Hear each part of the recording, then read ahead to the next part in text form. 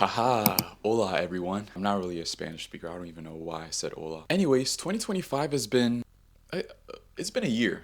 It's been a year. Like, in all honesty, I don't even know how to describe this year. I mean, I guess obviously there's been a lot of memorable stuff that's happened this year. Like, I could name some off the top of my head. We had the Speed, my mom is kind of homeless meme. We have a Pope being elected at the Vatican who's actually from Chicago. Remember when we had those New Orleans inmates escape from jail? And then a few days later, they got caught because they literally had nowhere to go and nowhere to hide. Obviously, we also had Charlie Kirk getting shot, which literally put the entire internet into a frenzy. And then with music, we had Playboi Carti's album dropping back in March after he literally disappeared on his fans for like 5 whole years. We also had those World War III rumors going on, which I'm not gonna lie, it had me kind of scared a little bit. I won't lie here. I remember during an NBA Finals game, I was sitting on the couch watching the game, and then on Twitter, there was like a lot of news buzzing about World War III being started. My heart was racing a little bit. I'm 22 years old. I'm eligible to get drafted. With all the crazy stuff that's going on in the world right now, war could start with the snap of your fingers. Next thing you know, I'm gonna be the first overall pick in the World War III draft. If that's the case, I should start getting ready to pick my draft day suit. Like, when you describe 2025, this year really did not have that much aura. Like, there isn't any memorable vibes or memorable things that you could be able to talk about 10 years down the line like people do with 2016. It's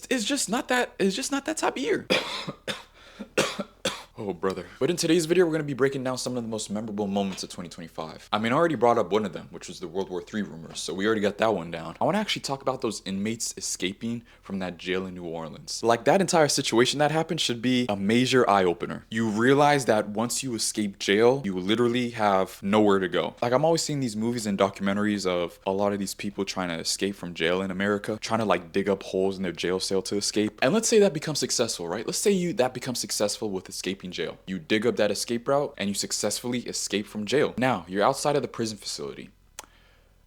What now? Where are you gonna go now? Your parents already know that you're in jail. Your parents already know that you committed a heavy crime. And 99.9% of the time, there's gonna be a reward going out there saying, if you find this escaped inmate, there's gonna be a reward for you of $10,000. If your parents find out about that reward, they're gonna turn you in. Best believe that. I mean, that already happened with the Charlie Kirk situation. Literally, the dad of the killer of Charlie Kirk found out that there was a reward looking for the killer of Charlie Kirk. I don't know the exact amount of the reward, but it was a lot of money. In less than a day, he turned him in. So where are you gonna go? There's nowhere to hide for you once you escape jail. You might have a plan, but once you escape jail, that plan of where you're gonna be hiding doesn't work at all. I mean, just like Mike Tyson said, everyone has a plan until they get punched in the face. Speaking of the Charlie Kirk situation, I actually want to talk about this. Because after his death, the entire internet went into a frenzy. Like, there was all these Twitter debates going back and forth on whether either Charlie Kirk deserved to be shot or if he didn't. Now, me personally is super unfortunate about what happened to Charlie Kirk. Like, I do not wish that type of stuff on anybody. But there was a lot of people on the internet that were glad that that happened to him, which is kind of crazy to think about. 2025 was like such an unserious year, bro. With the amount of media coverage and how much people were talking about that situation, that has to be like a big canon event for all of us. Like, I remember exactly where I was when that occurred. And on top of that, there's just been a lot of memes surrounding the internet of all these different celebrities' faces all getting Kirkified, bro. If you guys don't know what that means, it's basically where they edit Charlie Kirk's face onto the faces of celebrities. Like, obviously, we know that the internet has been undefeated and takes stuff way too far. But I don't know, editing a dead man's face on other people's faces, it's a bit mad. It's a bit crazy. All right, let's go into music. Let's talk about Carti's album dropping. I remember a while back, I talked about in one of my videos, talking about how rappers just hate dropping music. And I mentioned Playboi Carti in that video because he literally ghosted the music industry for 5 years. All his fans were begging him to drop an album and he just ignored them. He was going on this mysterious gimmick or whatever you want to call it. But then on a random day back in March, he decided to drop his album. And that album has been successful throughout the entire year, which kind of just shows the loyalty of his fan base. They love him so much that they're willing to wait 5 whole years for him to drop another album. Now, he already dropped his album this year, so we probably might not see another album for another maybe give or take 7 years. Oh my gosh, you know what I literally just remembered? I remember in the beginning of the year, like the very beginning of the year, there was like all these different plane crashes going on, bro. Like, I remember there was this one that happened really close by to me in DC, and then also there was one that happened in Philadelphia. And I literally remember going on the internet and just looking at all the different tweets and all the different discussions about it's the end of the world, it's the end of the world, all these different planes are falling from the sky. And I'll be honest here, when the first plane crash happened in DC, I said to myself, that is like literally such a sad thing to happen. It's like a coincidence, bro. That's such a sad thing, bro. And then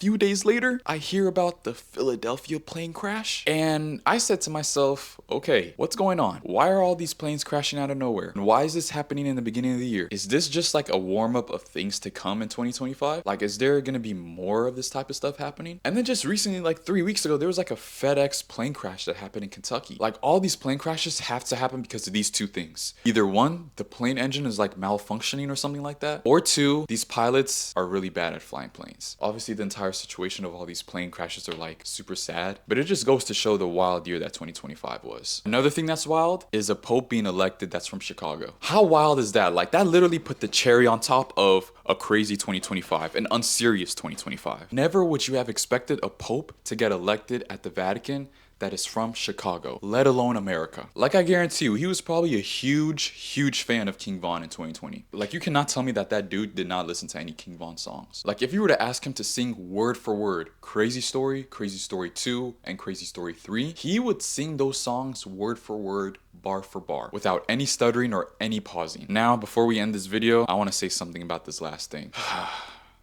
The 6-7 meme. We have about 3 weeks until we head into 2026, and I'm just asking everyone who's watching this video right now to leave the 6-7 meme in 2025. Please do not bring it into 2026. Like, I literally had to unfollow the rap account on Instagram because of how many 6-7 memes they were posting. Like, somebody tell me, like, what's the meaning of that meme? Like, what is the meaning? Like, what would be the appropriate time to use that meme? Like, I remember back in 2015, a lot of people were just saying, what are those? And that meme had purpose to it because a lot of people were wearing trash shoes. But what is the meaning and purpose of this meme? Like, what is it? I don't get it, bro. Please, let's just please leave that meme in 2025. Let's just please let that meme. In fact, let it just die out right now. Let it just die out right. In fact, let's just not use that meme the final 3 weeks of 2025, please. So, in conclusion, this year was a mess. This year was a mess. Like I said earlier, there was literally no aura to 2025. 10 years from now, I'm not going to remember 2025. In fact, I'm going to forget it. I'm going to forget that that year even existed. It was just a regular, normal year. But here's something interesting. A lot of people have been saying that 2026 is going to be the new 2016.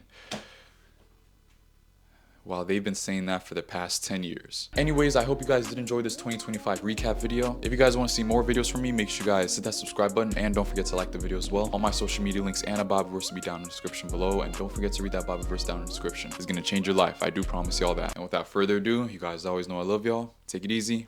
God bless. See y'all. Bye.